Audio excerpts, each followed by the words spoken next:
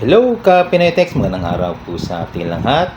Welcome back sa Pinoy Text YouTube channel, Facebook page at TikTok page. Ngayon po ang gagawin natin is i-share ko sa inyo kung paano o ano yung procedure na gagawin natin after natin ma-download yung Epson Adjustment Tool. Doon po sa mga nakapag-email at nasendan ko ng link dun sa Epson Adjustment Tool. Ito po yung guide na i-share ko sa inyo. Ayan. So, ngayon, pupunta tayo sa computer para doon na natin gawin yung procedure. Okay? So, ito na po yung downloaded natin na zip file o WinRAR file. Ang ginawa ko kasi, dinilit ko muna yung, kung titingnan sa recycle bin, ayan, dilinit ko yung resetter tool ng L3210.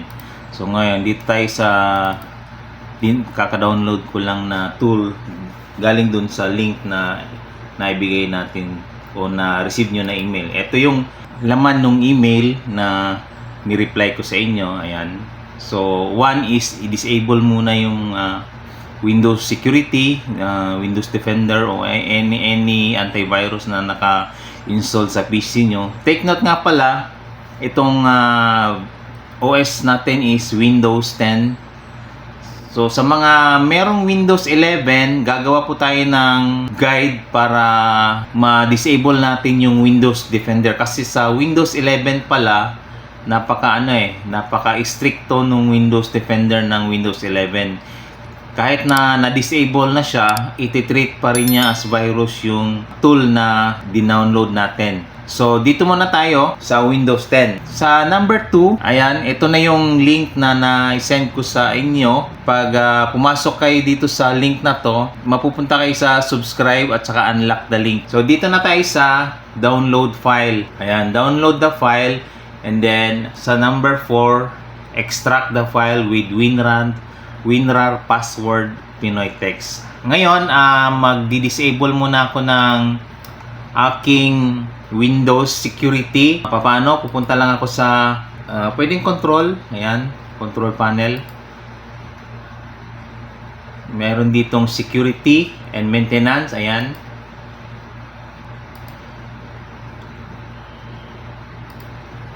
Okay. Dito tayo sa firewall and network protection. Ayan. Ayan, ito yung sinasabi ko. Itong tatlong to, itong domain, private at public network, i-turn off muna natin to. Ayan. Ayan. Tapos back. Itong private network, i-turn off natin. Ayan. Then yung pangatlo, itong public network. Ayan. Okay. Ayan. So, dito, ayan. So, walang kailangang i-off pala. Okay. So, balik tayo dun sa file na na-download natin. Ayan. So, kailangan natin ito i-extract gamit ang ito kasing extract here. Pag kinlik ko siya, nagkakaroon ng error. Ayan, no?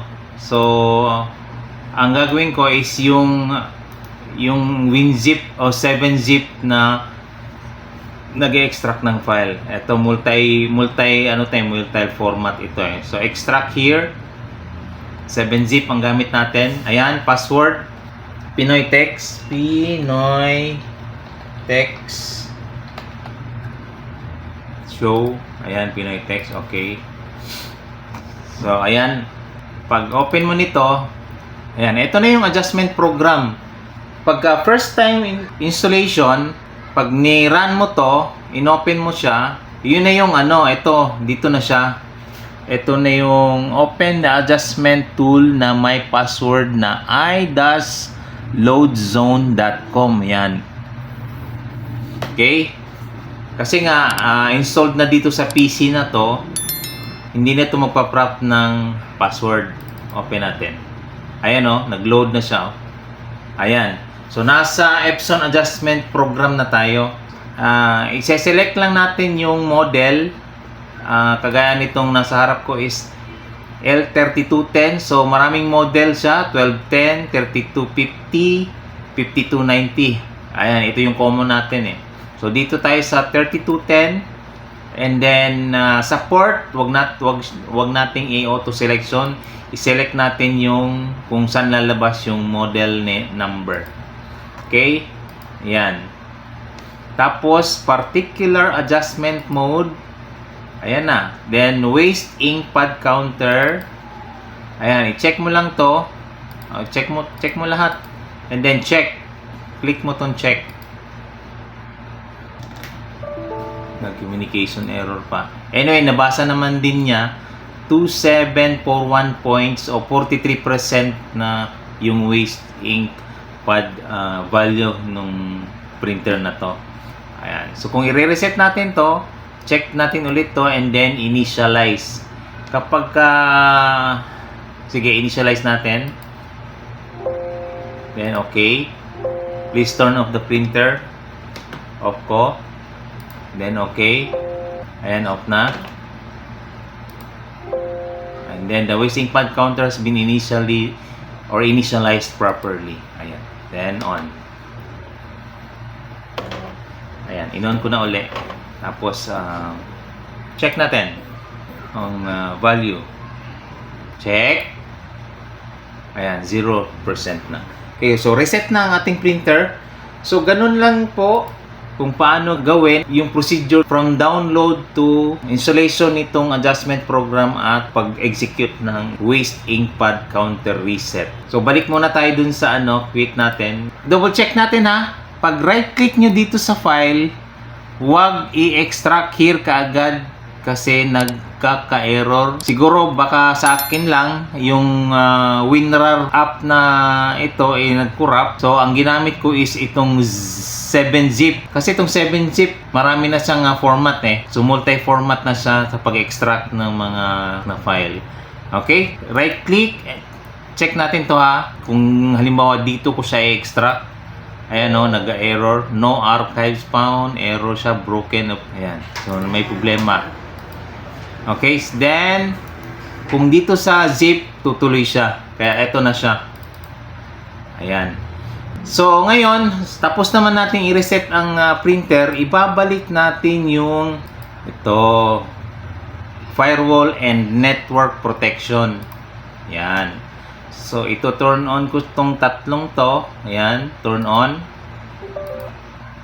Turn on. Turn on. Restore settings. Ayan, okay na. Balik ako dito sa tool. Tingnan natin kung i-detect ba niya. Tingnan natin. So far, nag-load naman. Pero minsan, kinakain ito ng antivirus. Especially sa Windows 11 na OS. Okay?